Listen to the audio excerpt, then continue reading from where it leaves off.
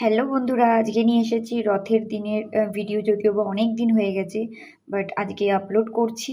তো দেখো, এখানে আমার রথে আমার মহাপ্রভু সুভদ্রা মা, বলরাম বাবাকে বসিয়ে দিয়েছি। ওনাদের পুজো হয়ে গেছে। তো এখানে দেখো, পুজো করা আমার কমপ্লিট হয়ে গেছে। তো কেমন লাগছে অবশ্যই বলো। তো তাদের সেবা দিয়ে দিয়েছি। আর এখানে দেখো, অন্য ঠাকুরদেরও আমি সেবা দিয়ে দিয়েছি।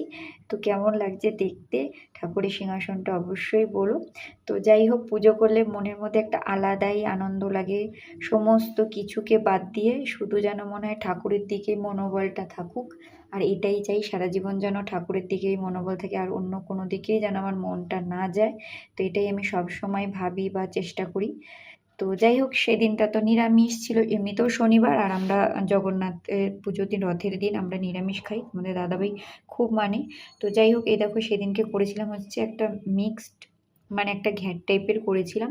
আর এখানে টক ডাল করেছিলাম আর শাক ভাজা করেছিলাম।